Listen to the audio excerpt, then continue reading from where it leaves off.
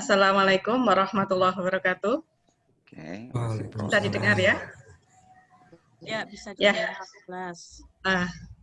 Terima kasih untuk kesempatannya, Bu Nini dan kawan-kawan. Mohon maaf, Sudah mungkin bisa. saya kurang mengenal, ya saya hanya mengenal sedikit teman di sini. Ya, ini adalah bagian kecil dari disertasi saya.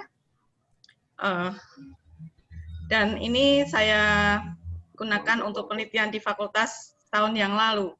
Sebagian ada 3 artikel kemarin yang harus kami buat. Ini adalah salah satunya.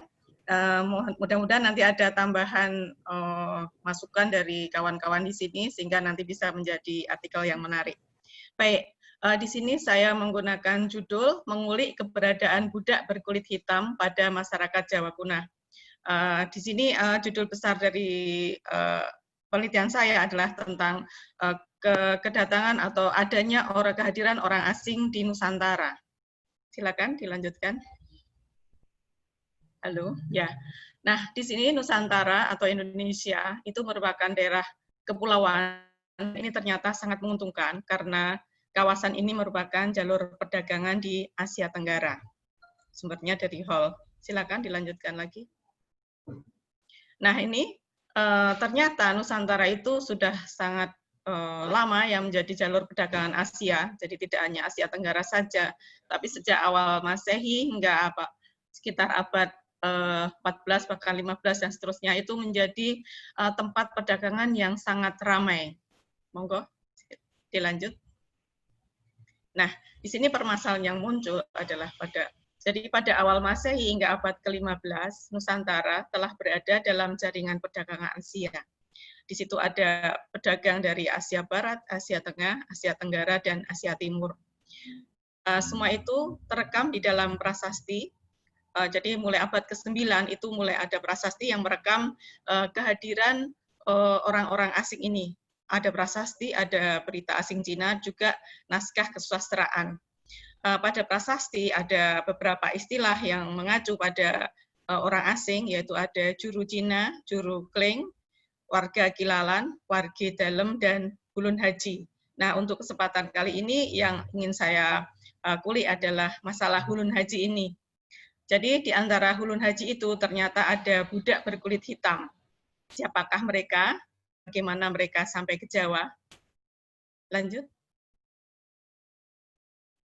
Di sini saya menggunakan metode penelitiannya berdasarkan prasasti, sumber berita asing, dan naskah kesusastraan dengan mencari istilah-istilah tadi. Jadi istilah-istilah tadi kemudian saya cari terjemahannya melalui kamus dan beberapa buku sehingga kemudian nanti bisa diperoleh hasil penelitian. Lanjut. Halo. Ya. Nah, di sini ternyata masyarakat Jawa kuno sudah mengenal lapisan sosial. Dan lapisan sosial itu antara lain dapat dilihat dari partikel penghormatnya. Dari partikel penghormat itu, dari prasasti kita bisa melihat ada 3 golongan lapisan masyarakat. Yang paling banyak itu adalah agamawan, paling banyak sebutannya, kemudian bangsawan, dan orang biasa. Di sini bisa dilihat ada istilah partikelnya, ada dangyang, dan seterusnya, bisa Bapak Ibu baca di sini. Kemudian kalau orang biasa itu biasanya menggunakan partikel penghormat si, ya. Misalnya ada si canting dan si duni. Lanjut. Nah, ternyata masih ada satu lagi lapisan sosial yang tidak tertulis, ya, tetapi di dalam prasasti berbahasa Jawa kuno ini selalu ada beberapa, tidak selalu, ya. Di sini adalah watek ijro.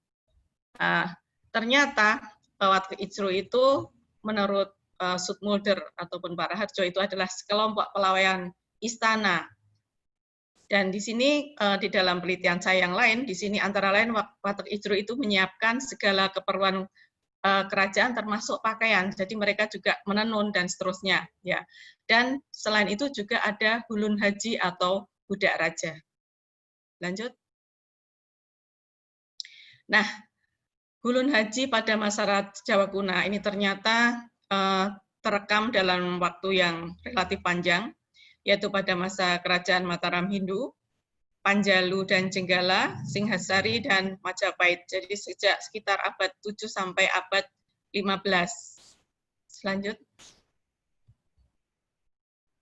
Di sini kita bisa melihat prasasti berbahasa Jawa kuno abad 9 sampai 15 Masehi yang terdapat data tentang Hulun Haji. Jadi di sini bisa dari 10 prasasti, ya ini baru penelitian awal semacam itu, jadi belum mungkin masih diperlukan pendalaman lagi. Di sini ada 10 jenis Hulun Haji.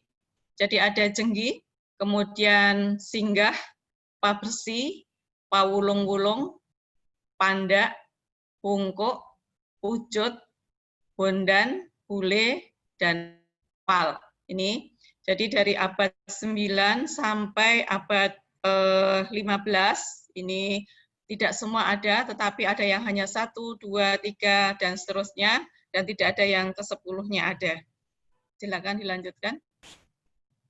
Nah, di sini berdasarkan jenis Hulun Haji bisa dikelompokkan menjadi dua kelompok besar, karena yang ketiga ini kurang diketahui artinya. Ya.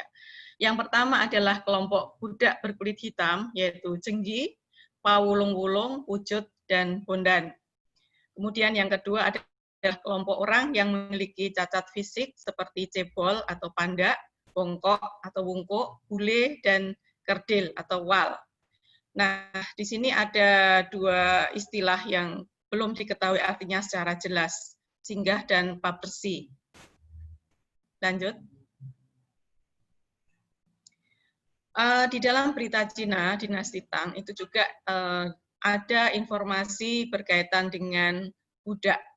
Jadi pada tahun 813 Masehi, utusan dari Kaling datang ke Tiongkok dengan membawa persembahan berupa 4 orang budak sangsi.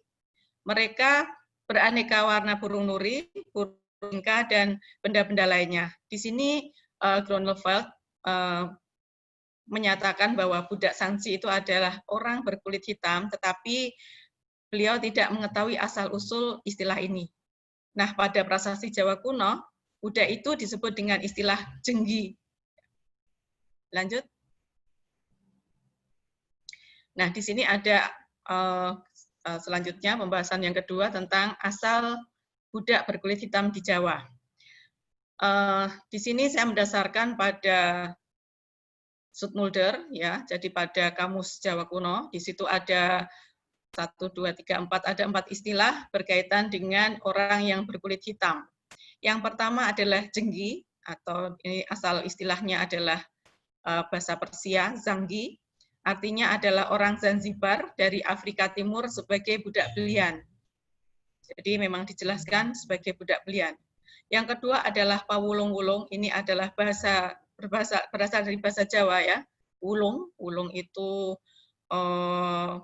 wulung itu biru kehitam-hitaman gitu ya. Jadi di sini artinya menurut Zoetmulder adalah orang yang memiliki kulit tubuh hitam kebiru-biruan atau negro dari Afrika Tengah.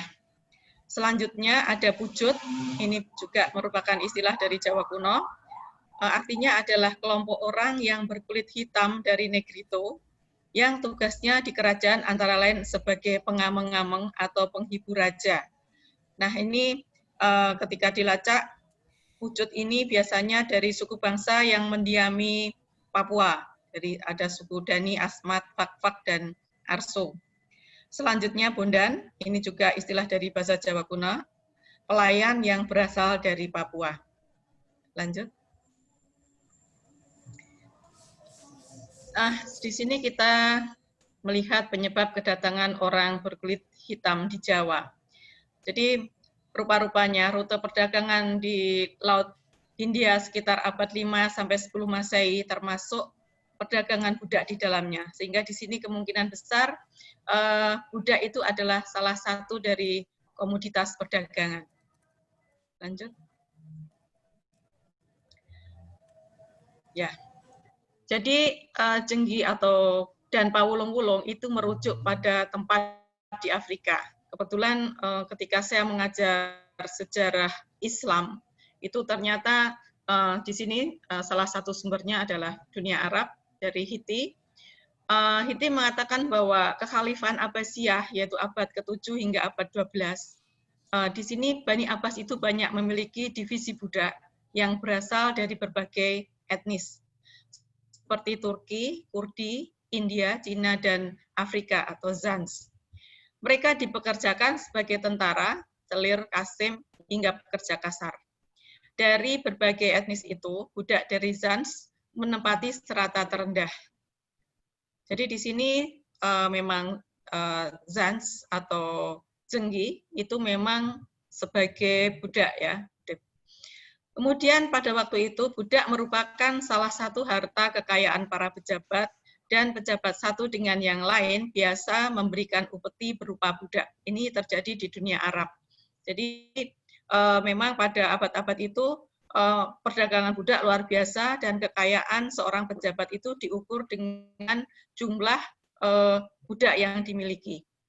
Nah, rupanya kebiasaan memberi upeti berupa budak itu juga diikuti oleh raja di Jawa, karena di dalam berita Cina itu juga disebutkan tadi seperti yang ditulis oleh Grunewald bahwa kerajaan Kaling di Jawa pada abad ke-8 juga mempersembahkan upeti berupa budak dari Zans kepada Kaisar Cina, ya. Dan di situ juga dikatakan bahwa cara berbicara budak itu tidak difahami oleh orang Jawa atau orang Cina. Jadi kemungkinan memang dia adalah orang asing. Lanjut. Kemudian yang kedua tentang penyebab kedatangan Pucut dan Bondan ke Jawa. Di sini saya merujuk pada artikelnya Mahmud yang menginterpretasikan bahwa pada abad ke-10 sampai 15 telah terjadi hubungan perdagangan antara Papua dan Jawa. Pada Jawa Jukwa tercatat toponim Tungki, yaitu salah satu tempat yang berhubungan dengan Jawa. Kemudian di dalam negara Kertagama disebutkan adanya Wanin atau Wanim yang menunjukkan suatu daerah yang terletak di semenanjung Papua Barat, yaitu di Onim.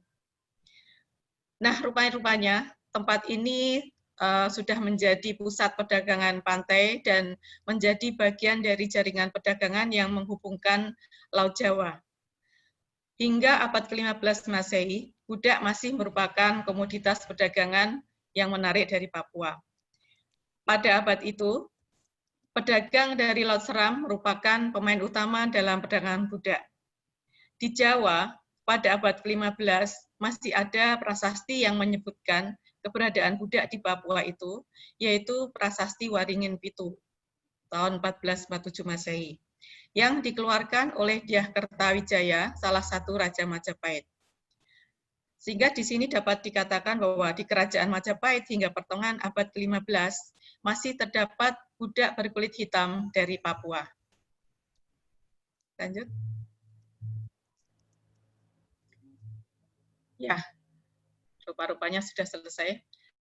Jadi di sini kita bisa menyimpulkan bahwa keberadaan budak berkulit hitam di Jawa itu berasal dari Afrika dan dari Papua. Keduanya sampai di Jawa karena masing-masing dijadikan sebagai komoditas perdagangan. Secara tersirat dapat diketahui bahwa di Jawa semenjak abad ke-7 hingga abad ke-15 Masehi merupakan jalur perdagangan utama, baik yang didatangi oleh pedagang dari negara yang jauh seperti Persia, namun ada juga pedagang yang berasal dari Nusantara. Semua informasi itu menunjukkan bahwa bangsa Jawa itu merupakan bangsa yang telah terbiasa menjalin hubungan dengan bangsa-bangsa lain. Sekian presentasi dari saya.